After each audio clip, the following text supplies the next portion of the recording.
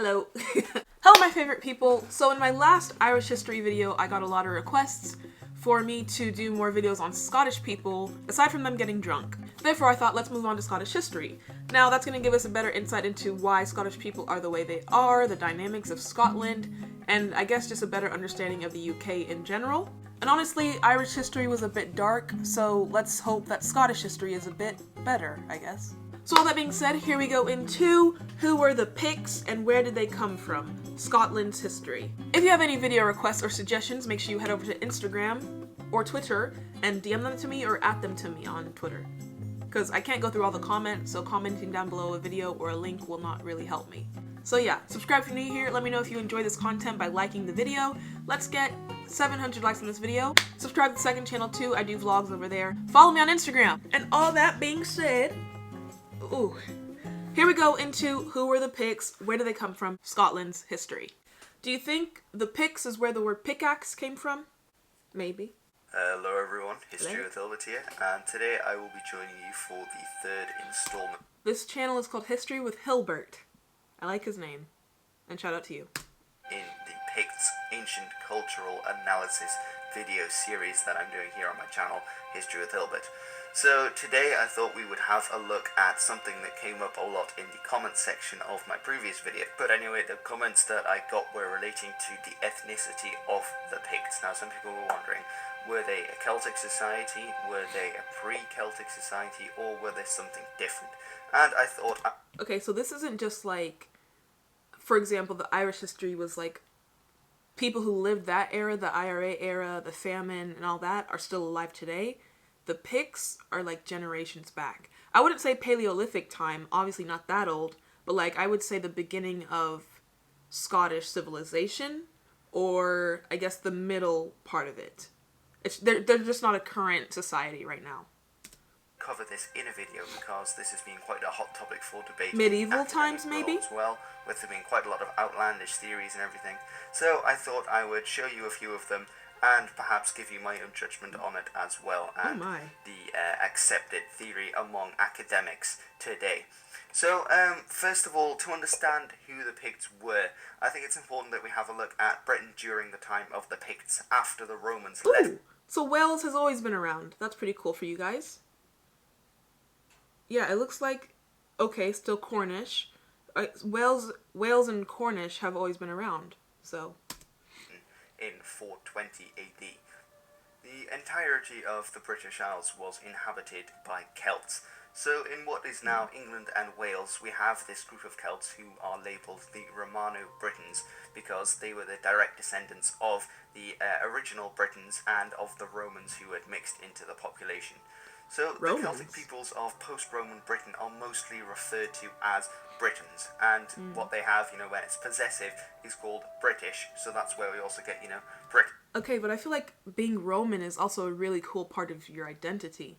Like, the Romans were pinnacle in just the advancement of civilization all over the world. So, if I was British and I had Roman ancestry, I would think that's the coolest thing too. From later Great Britain, we get that there as well. So, after several Roman campaigns against the Picts, they seem to have become the dominant power north of the wall. And of course, when I'm saying the wall, I don't mean the wall from Game of Thrones, I mean Hadrian's Wall, which was built as a dividing line to show which territory in Britain was... Not the American wall, I'm not talking about that, I was talking about Game of Thrones. ...controlled by the Romans and which was controlled by the other tribes north of the wall. And a common misconception about this wall is that it's the English-Scottish border.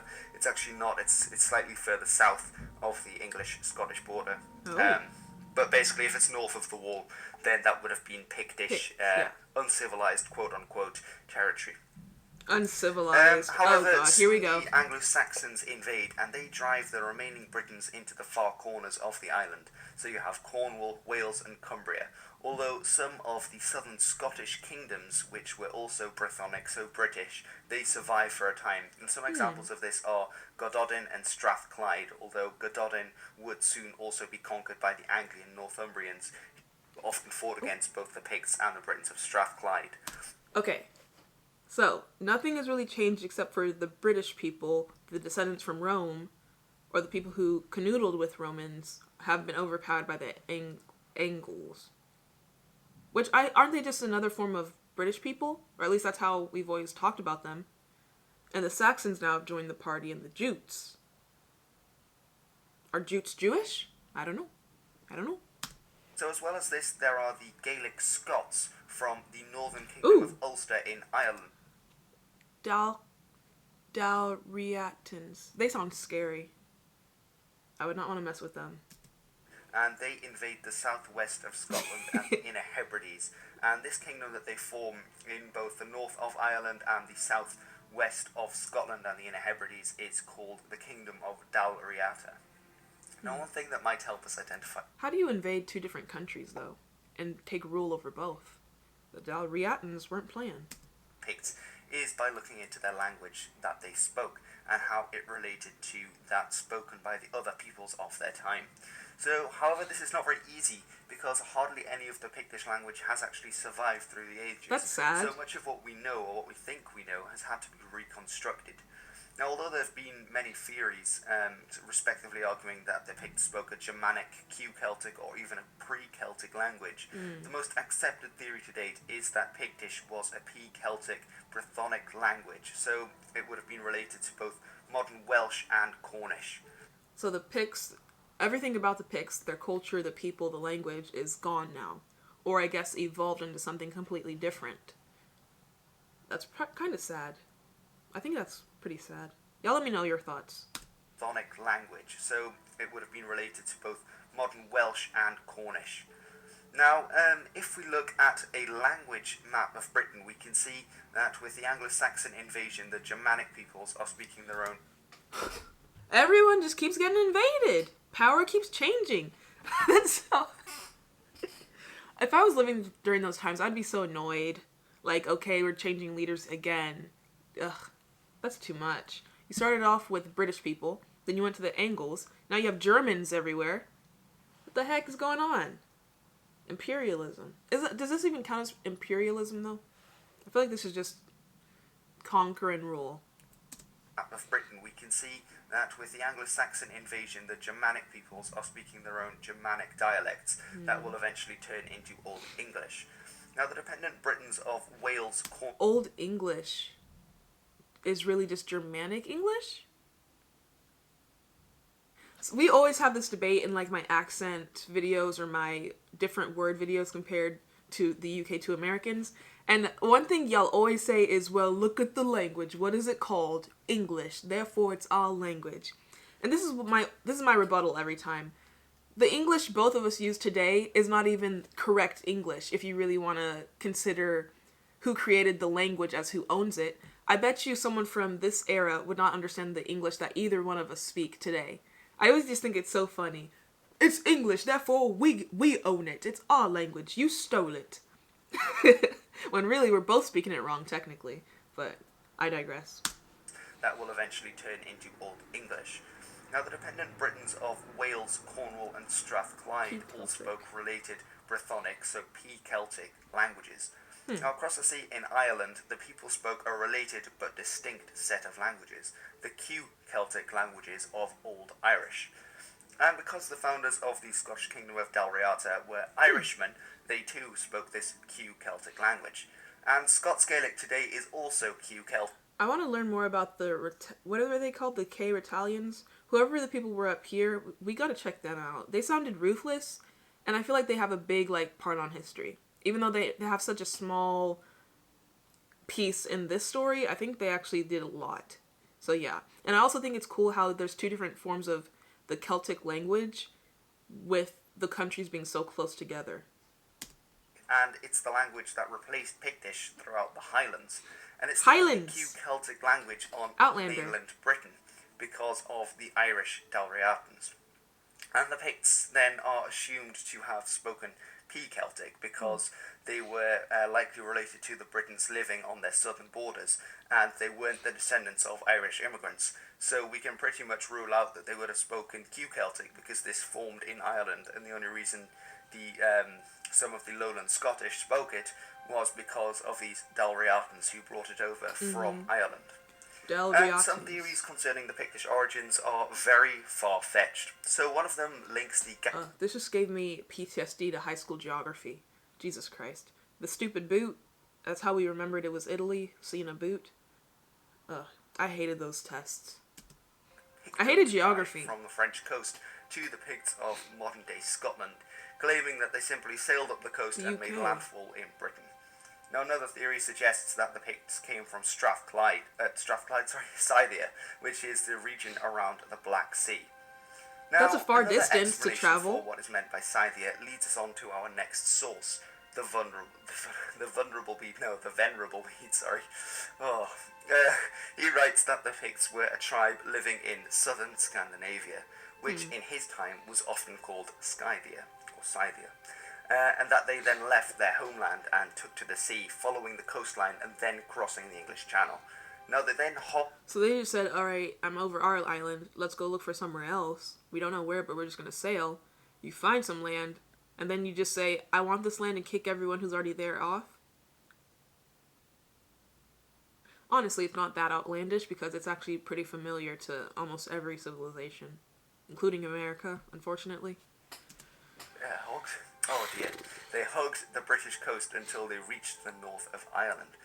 And while they're there, they ask the Irish for land, but the Irish say no thank you, although they do give them something else. And now for some reason the Picts didn't bring any of their women with them, which I've heard is quite an issue for a population trying to create descendants in a new land. Yeah. Now Bede tells us that the Irish gave the Picts some of their women and told them to go to Scotland, which they then do, and with their... Oh my god.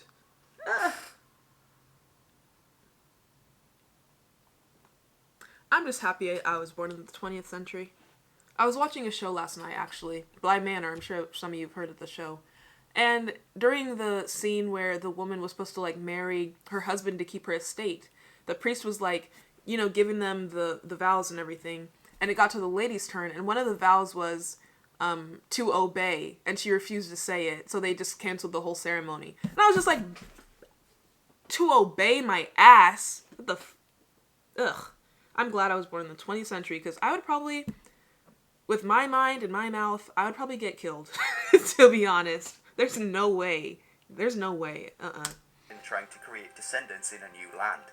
Gave them women. Tells us that the Irish gave the Picts some of their women and told them to go to Scotland, which they then do, and with their new Irish women they learn to speak the Celtic tongues and populate their lands. Yeah. Now, this also gave the Irish Dalriatans a handy claim over Pictland. Okay, so this does seem very far-fetched, and I'll tell you why it seems far-fetched, because Bede definitely has an agenda and a motive. And it's important to remember here that in Bede's time, his people, the Northumbrians, who were a Germanic Anglian people, were actually at war with the Picts, and because the Dalriatans were also the enemies of the Picts, they would appear as comrades in the struggle against them.